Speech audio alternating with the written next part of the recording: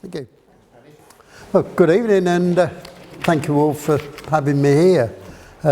Before I start, can I just make one or two thank yous? Angela Shields has provided me with some of the information I've got tonight. I've got some stuff from families and veterans. Really, I'm going to tell you one person's story tonight, but I don't want it to be about one person, because I think it's about a lot of people who, they all came from different places, they all had different backgrounds, but they ended up together. They trained together, they served together, and they all fought together in the Battle of Arnhem. And after that battle, a lot of them continued to be friends a long, long time into the future. I think as an old bloke with children of my own, and I'm sure a lot of other people here must feel the same, we talk about these men that went to war. The reality was most of them were boys. Most of them we've had over the years still at school, just going to college, just going to university, and that's who they were. Sadly, it's still happening today in parts of the world. Quite a lot of the people that did go, they stayed locally, and I'm going to tell you about some of those. I haven't got the stories of everyone, but I do know that at least 10 veterans of the Battle of Arnhem actually remained here in Grantham. And the other thing, and I think is really important, I just, the last couple of days, been watching Bridge Too Far on Amazon. And, you know, you've got Sean Connery and Robert Redford and, you know, and a whole lot, Michael Caine, a whole lot of other people, Gene Hackman, playing all the generals and the colonels and the senior officers. The people I'm going to talk about, they were played by extras in the film, but they were the important ones. So what I'd like to do is just start off with a little bit from Angela's booklet that she produced for me, just to give what I'm going to tell you a bit of context. Forgive me, I'm going to read everything. I'm not going to make speeches. The Battle of Arnhem is a big story to tell, and Grantham is very much involved in the story. The significance of Operation Market Garden to the town of Grantham and its surrounding villages have a more prominent place in the town's military history, but this hasn't always been the case. It has long been seen as a failure in some quarters, an oversight, whether unintentional or otherwise, and still under debate. During my research for the 2022 Arnhem commemorative blog for my local history group, I found many reasons why Grantham should recognise and celebrate its strong links and involvement with the campaign. Paratroopers of the 1st Airborne Division were billeted and trained in and around Grantham in the build-up to the largest airborne assault of World War II, Operation Market Garden, 17 to 26 September 1944, and the Battle of Arnhem. They lived and interacted with the locals around the area for a long time, forging many friendships. Some not directly native to the town met and married local lasses, making Grantham their permanent home after the war. They were flown to Holland from local troop carrier airfields, Barkston Heath, North Witham, Fulbeck, Saltby, Folkingham, and so on. Significant country houses were requisitioned for military occupation: Caythorpe, Fulbeck, Syston Hall, Harlexton Manor, Easton Hall, and so on. They practiced parachute jumps at key sites within South Kesteven. St Vincent's Church at Caythorpe is recognised by the current 216 Parachute Squadron Royal Signals as the spiritual home of the 1st Airborne Divisional Signals, and commemorates the wartime activities of the units in the village. Some of the earliest airborne units were based in and around Caythorpe for training. Holy Cross House was the HQ, and the village hall was a billet and housed the NAFI upstairs. St Vincent's Grantham was HQ for the 9th Troop Carrier Command. Walter Lee, you all know Walter Lee, I'm sure. Local ARP warden and town photographer, was tasked with taking the vast majority of group photographs of the 1st Airborne Division by the War Office. His personal war diaries, later published in 5 volumes as Grantham Day by Day, 1939 to 45, record the social impact of the war years in Grantham and document in word and images all major campaigns associated with the town, Operation Chastise and Operation Market Garden. The sheer volume of memorials and plaques erected around the surrounding areas are all testament to the strength of feeling that surrounds the remembrance and honouring of this historic and heroic wartime event and those involved in it. It is time for Grantham to recognise its strong links with this wartime campaign and to give it a more prominent place in our military heritage. Now, I will read this. I think you're all probably familiar anyway, but Operation Market Garden was one of the largest Allied operations of the Second World War. It aimed to secure the bridges over the River Maas, or Meuse, Waal and Rhine in the Netherlands in order to outflank the heavy German defences of the Siegfried Line and to ensure a swift advance towards Berlin and an early end to the war. Though Operation Market Garden liberated much of the Netherlands from Nazi occupation, established a foothold from which the Allies could make later offensives into Germany and showed the courage and determination of the Allied forces in Arnhem. To some, it remained a costly failure with lasting consequences.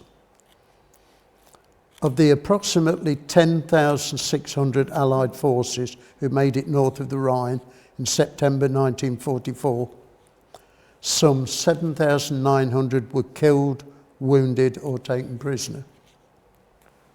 Allied casualties during the operation totalled more than 17,000, compared with around 8,000 on the German side.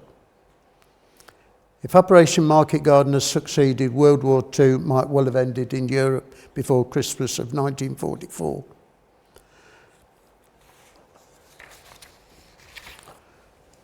Now I'm going to relate to you the story of one individual.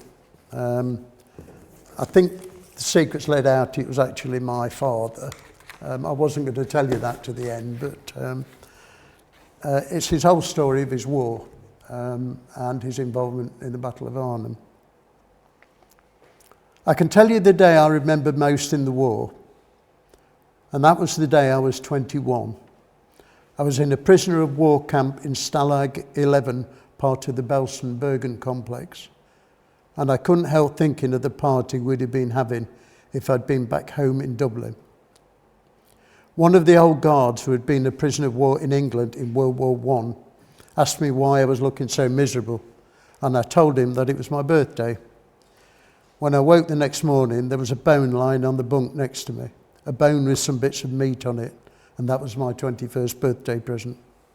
Mind you, it was worth having. Our diet was a hunk of black bread each day, the equivalent of 2 slices, and a skillet of watery soup with the occasional knob of margarine. In my 7 months as a prisoner of war, it was one of the only 2 acts of kindness shown to me. I'd grown up in Dublin. I left school at 13. I should have stayed on until I was 14, but a job came up and I left school to take it. Jobs were hard to come by. I was a trainee bookkeeper in a hotel. One day my friend was going up to Belfast to join up, so I went to the station to see him off. There were hundreds waiting to go, men of all ages, and what with one thing and another, I found myself on the train going north with them. I quite fancied myself as a fighter pilot, but when I tried to join up, the RAF did not want me. Neither did the Navy. I suppose it was the Irish in me because I decided that someone was going to have me, so I went down to the Army Recruitment Office and joined the queue there. I put my age up a bit and told them I was 18. It was actually 16, but the truth. And they said I'd be staying in Northern Ireland until I was 20. I didn't want that, so they told me to come back when I was older. I grew older very quickly. I went to the back of the queue, and when I reached the table again, I told them I was 20, and I got my King's shilling, and I was in the army. We were stationed at the church army for a time, sharing the billet with a number of gentlemen of the road who used the place regularly. They were dreadful to us. They treated us as if we were dirt and spat at us. They were extremely anti-Irish Catholic. Hang on, we'd say to them, we're going to fight this war for you. Then we were called to the Victoria Barracks, taken by train to Larne, across to Stranraer and down to the Isle of Grain in Kent by train. I wrote and told my mother I was in the army when I reached Kent. So imagine, he'd been gone about a week. That was the first she knew of it. We were in the East Surrey Regiment and we had to guard the docks and the oil installation with Lewis guns. The German planes came up the Thames a lot. After a while, we became the Queen's Royal West Kents. We just changed our name, not our duties. It was boring. I even tried to stow away on a ship going to Canada, but I got caught. I didn't particularly want to go to Canada. I wanted to get away from the boredom. Then there was a notice asking for volunteers for special air service, so I volunteered. I soon learned that if you wanted excitement, you volunteered. I volunteered for everything. I was transferred to the Royal Ulster Rifles and we became glider troops. We trained at King's Clear, not far from Newbury. Then I volunteered for a parachute course. I had a parachute and a glider badge on my arm. I was really proud of that. The first parachute brigades were in North Africa and they had taken heavy casualties. Volunteers were needed, so after some training, I was sent to Algiers. I enjoyed it out there, but we had to be careful. The Arabs were very protective of their women. They were chaperoned everywhere we went. Once when I was in hospital, I jokingly asked one of the French Algerian girls working there if she would like to come to an Ensa concert with me. To my surprise, she agreed, but most of her family came too. Most of the women wore purdah. One day, 3 of us went down to the Casbah and I had a stick in my hand. One of the black-clothed women in the full purdah approached us, took the stick from my hand and solemnly touched all 3 times on each shoulder. Then, she handed the stick back to me and walked on. I reckon she's marked us out, I said. There were Arabs in front of us and Arabs behind us, and we didn't know what this touching meant. We had our jackknives at the ready as we went on, but no one molested us. We never did find out what it was all about. The Arabs thought it was wrong for women to show their bodies. Even their arms were covered. So when the WAFs came out, the Arabs were very suspicious. The body of one of them was picked up in the harbour with her breast cut off. Another time, 3 British soldiers were stabbed to death. They were found with their private parts cut off and sewn in their mouths. We assumed they had made advances to an Arab woman, but we never found out for sure. We fought up through North Africa, but the tide turned by then. Then we were en route for Sicily. The 8th Army had already landed and were holding the beachhead. We were to land and take Catania and hold it until the 8th Army caught up with us. It was chaotic. Only 140 of us had landed on target and 20 of those were us signallers. The problems were many. It was a nighttime drop and the coast was covered in mist. But the biggest problem was our own navy. They set up such a barrage they were even shooting down our planes. Some of the pilots turned round and returned to base. My pal and his battalion went to ground and started to take the airfield before they realised they were back where they started from. The pilots dropped the men where they could. You can't blame them altogether. They'd never experienced flak like it. Some of the men were dropped in the sea. Many glider troops were drowned. One group of paras landed in Etna. They were dropped on top of the volcano. We landed on target. Our officer saw to that. He was a Canadian, Barney Gick. As soon as he realised what was happening, he told his batman and me to unfasten ourselves and follow him. We went up to the cabin. Barney took his pistol out and told the pilot that if we didn't keep course, he would shoot him. He would have done as well. The pilot tried to brazen it out, asked who would get them there if he was shot. But Barney told him he was a pilot, he'd flown in Dakota, he could cope. The pilot didn't think it was a good idea to question him, and we were landed right on course, but it had been a hairy journey. We got the bridge and surrounding hill area, but we were only just getting settled when the Germans parachuted in at exactly the same spot. You've never seen such a carry-on. It was still dark, getting towards dawn. We didn't know who was who. There was the Padre giving the last rites to one poor devil, and I said to him, he's not one of ours, Padre, he's one of theirs. Well, where's he come from then, he said. We took most of them prisoner and held them until the 8th Army came up. I volunteered to take prisoners back to Libya. A friend of mine, Frank, took some as well, but he didn't think much of the idea. So he selected the biggest Italian in his group and told him he was putting him in charge, and if any of them got away, he would shoot him. Well, those prisoners must have been the smartest in the war. They marched everywhere and were so well-mannered you would have thought they were attending a great aunt's tea party. Excuse me. December 1943. We were back in England, Grantham, just before Christmas. Colonel John Frost called all the Scotch and Irish together and asked a favour of us. He asked us to be on duty over Christmas so the English could go home. We would have New Year. We were stationed at Harlexton Manor and my bedroom was right on the top floor. We all went down to the Labour Club for Christmas Eve and we were all asked into the families for Christmas, but I refused. We were all on duty. I walked back down to the manor on my own late at night and down that long drive. It was all in darkness. I had to climb up to my room and I really thought I saw ghosts at the end of those long corridors. But I realised next morning I'd seen my own reflection in the mirrors. All the same, it was eerie there. You see, I had the whole place to myself.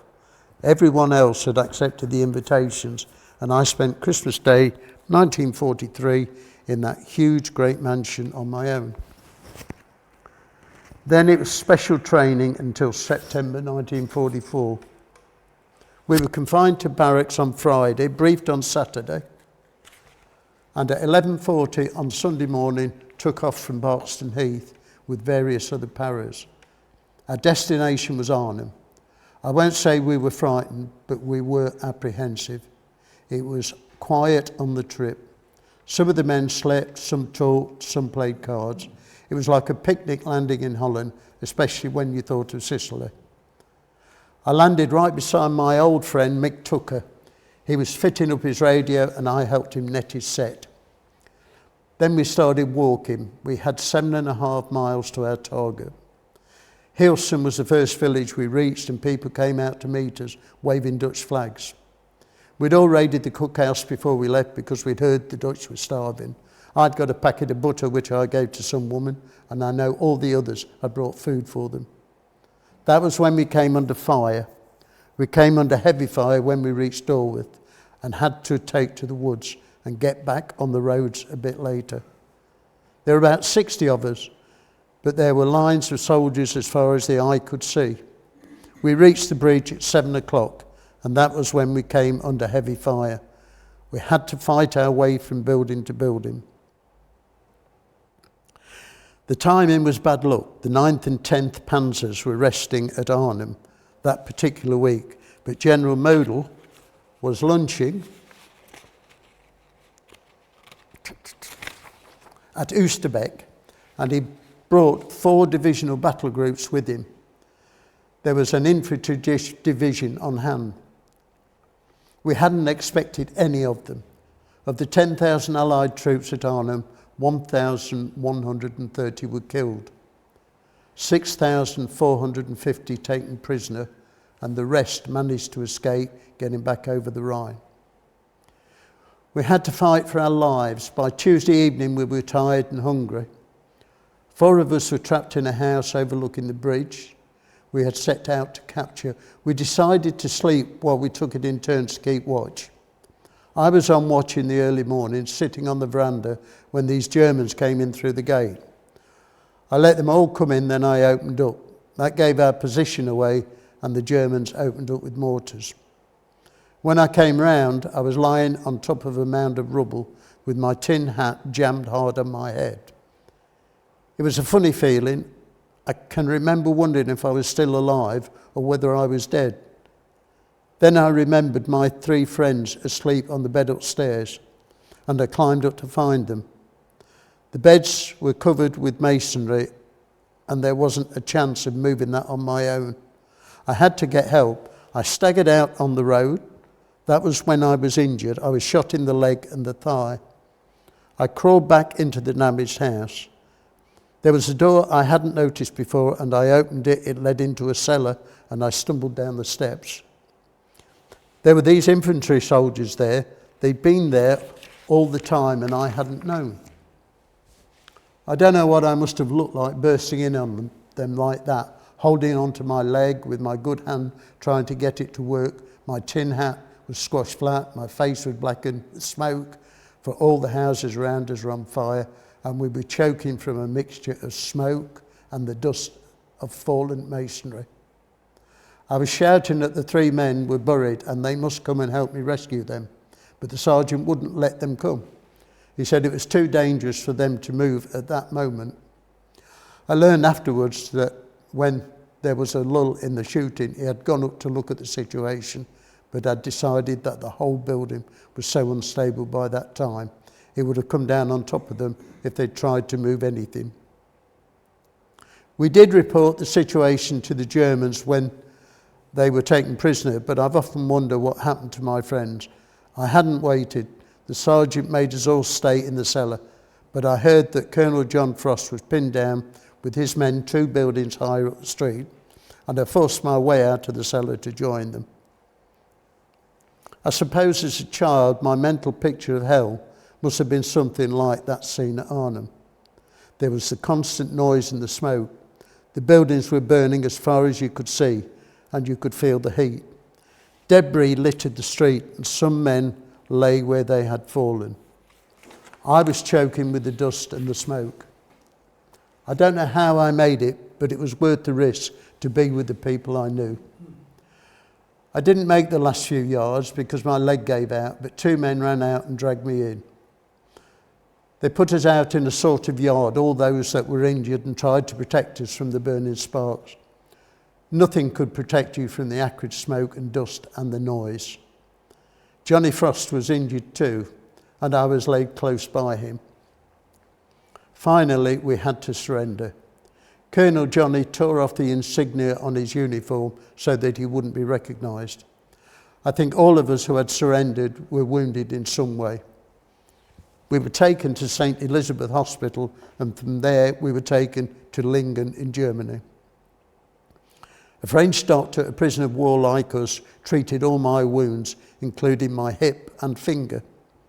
There was nothing to ease the pain, no anaesthetic, but it had to be done. They didn't even have bandages. Our wounds were wrapped with thick paper. When the doctor had finished, he put his hand on my shoulder and said, "You are a very brave boy." That was the second act of kindness shown to me. I can't tell you what that meant to me, him saying that. From there, we were loaded into cattle trucks and taken halfway around Germany.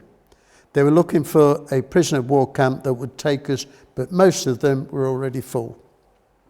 We went through Hamburg and Bremen, and they were absolutely flattened. They had literally disappeared. We finished up at Belsen in the prisoner of war hospital. We didn't know about the atrocities going on at the other end of the camp until we were repatriated. It was dirty. There were no toilets or latrines. We had to use a shed that was waist high in excrement, and there were cockroaches and lice. One day, one of the men asked me what was wrong with my hair.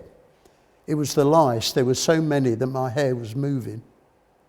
I went and had my head shaved after that.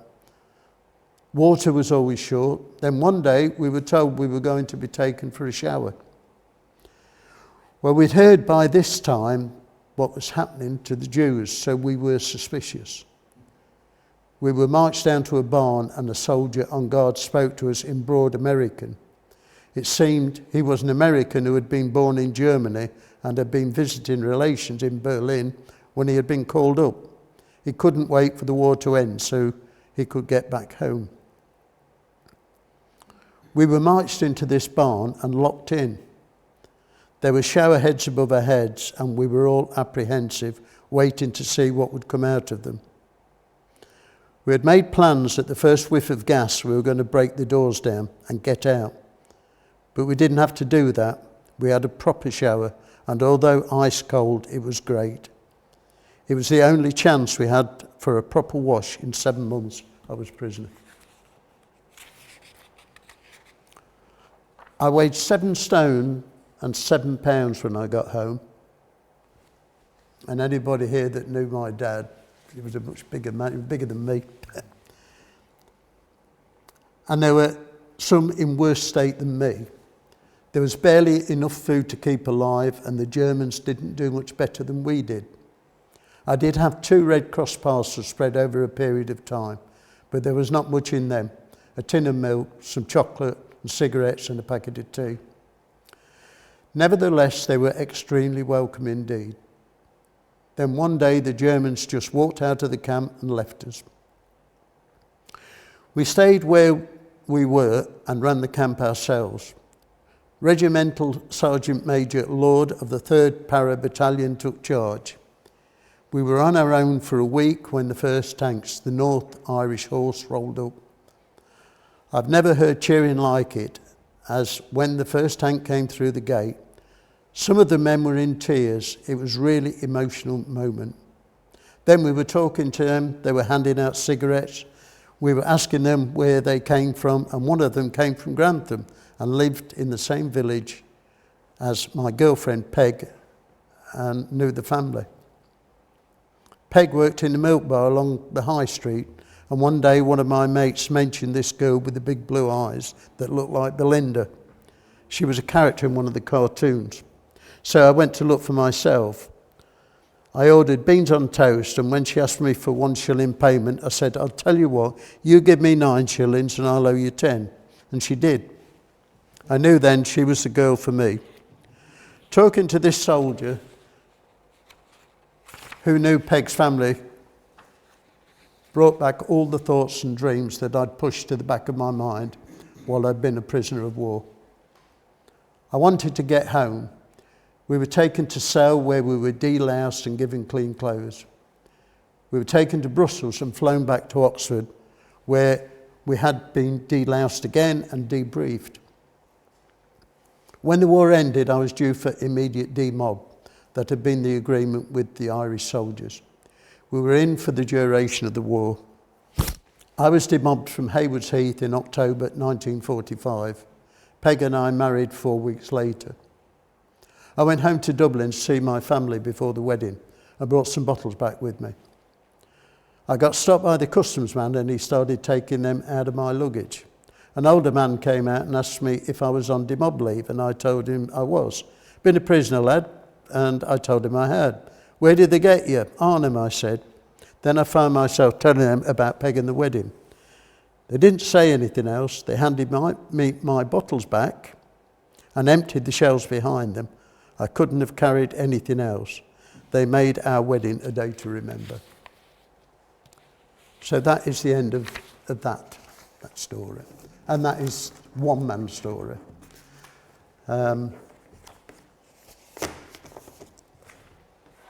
But also, there were quite a few other people that ended up in Grantham, and I'd like to tell you a bit about those as well. And I'll read you their stories. The first is a man, his name was Ron Hutchinson, and I don't know if anyone here ever used the Westgate Club in going back over the years in Westgate. Ron and his wife ended up as the steward and stewardess there. Ron Hutchinson was born in Bishop Auckland and County Durham, and from a young age he had a strong desire to serve his country in World War II. So strong, in fact, that he lied about his age to join the Durham Regiment. eventually told to go back when he was 16. This bold move led to him to become one of the first paratroopers, marking the start of a remarkable journey. Excuse me. Meanwhile, his future wife, Lily Bell, had been evacuated from Newcastle upon Tyne to Grantham, where she lived with her Aunt Ruby and Uncle Danny at Buckminster Gardens. Their paths crossed in Grantham thanks to Lily's father, who invited Ron home for tea at Aunt Ruby's house. That meeting set the course for their future together. Ron served in North Africa before taking part in Operation Market Garden, Battle of Arnhem, where he stayed with his comrades and were taken prisoner. Remarkable, a local MP played a crucial role in locating him, and he and his mates returned home. Ron and Lily married on August the 5th, 1945, after the war. Ron wanted to stay in the army, but Lily wasn't keen on the idea. Instead, he returned to the mines in Durham. However, after the birth of their first daughter, Linda, they relocated back to Grantham, settling at 9 Arnhem Drive in Alma Park. Lily and Ron have 5 daughters, Linda, Janet, Ruby, Amanda and Sarah, and 13 grandchildren. And the army tradition continues in their family, with his granddaughter Joanne, who still lives in Grantham and served in the army and saw active service in Kosovo. His other grandson, Oliver, is currently a captain, and one of his great-grandsons, Jan, is driving tank transporters. So that was Ron. Now, again, there was another man he looked after the door at the Westgate Club in Grantham, a man called Ginger Railton. I don't know if anybody ever remembers Ginger, but Ginger Railton was a big man whose real name was John, but most of us knew him as Jim, though he had a brother in town also called Jim. Many of the generation knew him as the doorman at the Westgate Club, where although a courteous and friendly man, he was not to be argued with, as some found out to their cost. He was from Bishop Auckland, born in 1919, and like many of his peers, had the choice of working in the mines or joining the armed forces. He joined up at the age of 20 in December 1939. 5 years later, he married his lifelong partner, Grace Drury, from Barkston. He started his army career in the Royal Corps of Signals and became a member of the Parachute Regiment, and like my father, fought in Africa and Sicily, and eventually the Battle of Arnhem. No one in his family knows how he fared at Arnhem, but he was probably one of those that escaped back to England. Following Arnhem, he went on to serve in Burma, where he heroically saved the life of a comrade from drowning. He was finally discharged from the army in 1946 and made a life with his family in Grantham. Ginger and Grace have 2 sons, Peter and Colin, and 5 grandchildren. He had a stroke in the 1990s, from which he made a recovery and lived on till he was 86. His family still lives in Grantham. Now, another story associated with this, I'll tell you. It's a guy in Grantham, his name's Chris Auckland. And he didn't serve in Arnhem, but he got this really strong connection. And I'll tell you his story. He said, my father had 2 sisters. When the Airborne Division came to the area, a young guy who had transferred to the Airborne from the Royal Artillery was in town one night and met one of the sisters. They were later married and he returned. He was one who had got out of the river. He then became my uncle, obviously. At the same time, in Arnhem was the Fulmer family, who were heavily involved with the resistance. They had a son, Henny, who used to run messages in a bag of potatoes strapped on his push bike. He wanted to be a pilot after the war, came to Cranwell and trained as a pilot. And one night out met my father's other sister, who then he later married, and he became Chris's uncle. Henny went back to the Royal Dutch Air Force when it reformed and became full colonel. He retired back to Grantham. But one thing that he told Chris that was quite interesting. Has anyone seen the bridge too far? I don't know if you remember, Urquhart, he's in trouble and he's got to go and hide. So he goes into this family's house and they hide him up in the attic. Well, this is what Henny said. The one thing that's always bugged him, Urquhart was separated and had to hide in the loft. Film portrayed it as a young person's house, but it was actually Henny's grandparents' house. So that was a very close connection there. Now, there was also one other connection. I've got a sister, Anne, and we both worked at B-Mark. And there was a guy there in maintenance. His name was Terry McWilliams. And Anne and Terry started dating. And she brought him home to meet the family. It was getting quite serious. And Terry, everybody knew him as Mac. And my father said, well, do you know, he said, when I was in the Battle of Arnhem and in the parachute regiment, he said, my best friend, his name was McWilliams. He was from Belfast. And Terry said, well, my dad was in the Battle of Arnhem.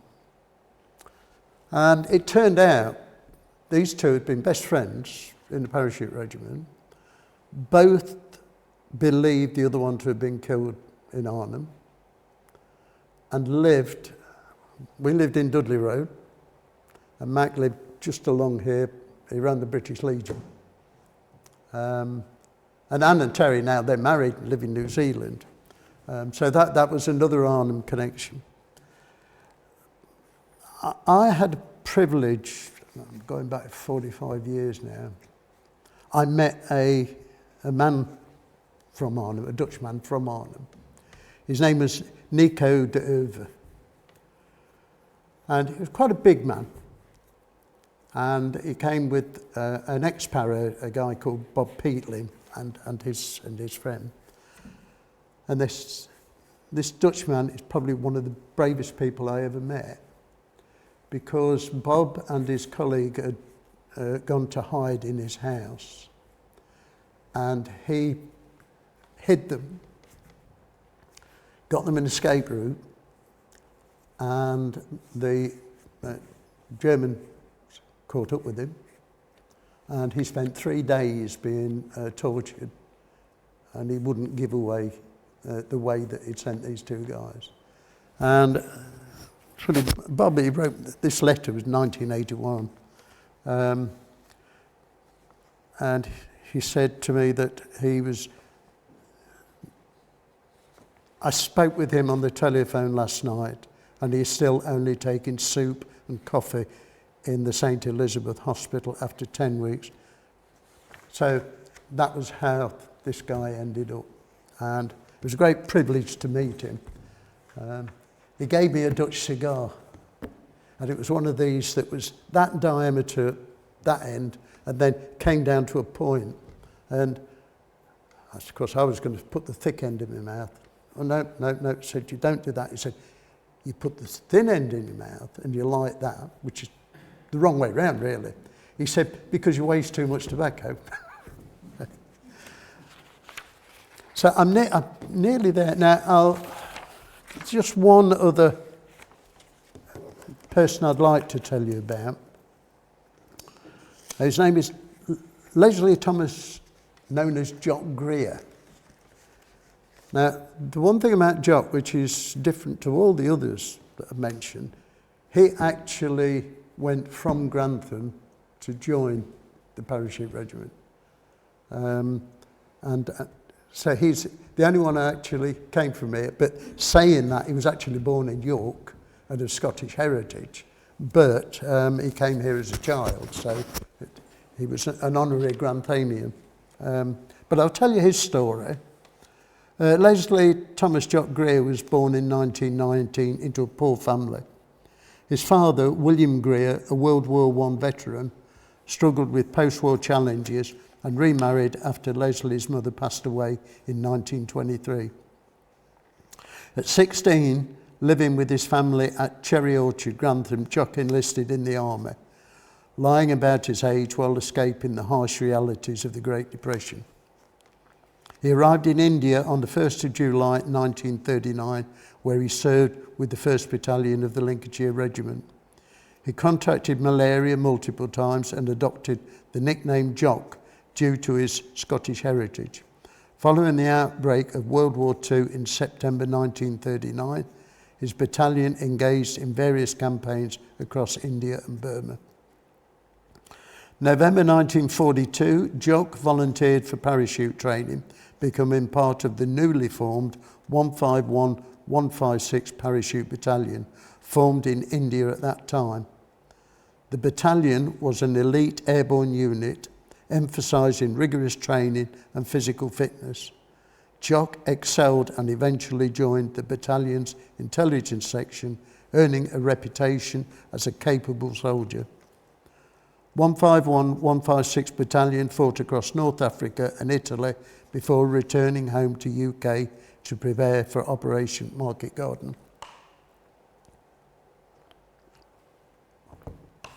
On the 18th of September 1944, Jock and his unit flew from Saltby Airfield as part of C Company 156 Para in a Dakota aircraft to parachute into Arnhem as part of the Operation Market Garden. The operation aimed to secure bridges in the Netherlands but ended in heavy casualties for his battalion, with only 26 of the original 607 men returning home after intense fighting, and British forces desperately outnumbered. For his behaviour during the battle, he was cited for an award for bravery. Jock was wounded and captured during the battle and became prisoner of war in Stalag 11B in Germany, which was the Belsen complex, the one my father was in, where he remained until the end of the war in 1945. Following his return to Britain, he struggled to reintegrate into civilian life. He married in 1946, but the marriage was short-lived and they had no children. Despite his military background, Jock found it challenging to settle into a stable life. He drifted between jobs and locations, facing minor legal troubles and exhibiting behaviours indicative of post-traumatic stress. In December 1957, Jock tragically drowned when he fell from his houseboat on the River Nene. His body was discovered the morning after, marking a tragic end to a life that had witnessed both the horrors of war and the difficulties of returning home. Jock passed away at the age of only 38, leaving behind a legacy as a brave soldier and a complex individual shaped by his experiences. His military service, particularly his courageous actions at Arnhem, where he fought bravely against overwhelming odds, surrounded by a more powerful enemy, makes him a source of pride for his friends and family. We can all take pride in having a military hero among our ancestors, one who has exhibited extraordinary courage and valour in the face of mortal peril.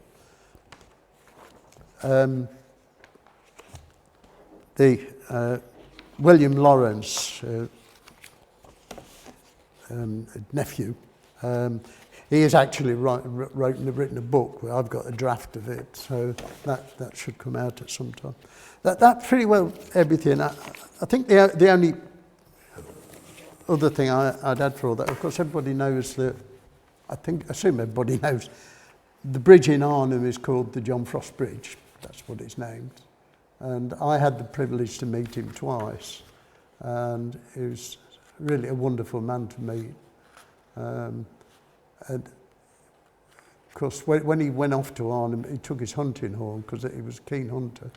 But I had a conversation with him, and he told me he'd given up hunting. He didn't agree with it anymore, which pleased me very much because I don't like it either. But he did come back to Grantham. It was because I was town mayor in 1980-81, and in 1981 he came and presented me with the regimental coat of arms, which we put in the mayor's parlour. So that's all that finished. So the final thing I'll say to you, I don't know if anybody has looked, but the museum has actually created a display downstairs to do with the Battle of Arnhem and this connection that I've been really talking about.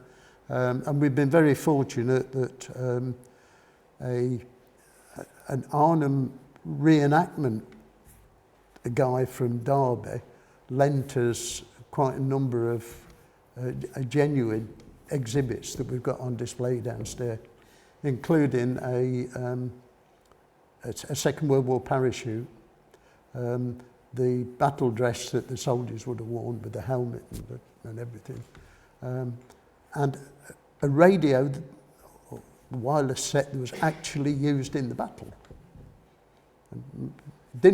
Most of them didn't work for them because there was a problem apparently with crystals, but they were the wireless sets they took into battle. So that's all downstairs, and the stories of these guys are also down there, their medals and their pictures and their berries and whatever. So that's everything from me. So everybody's still awake, I think. So, so hopefully that was of interest.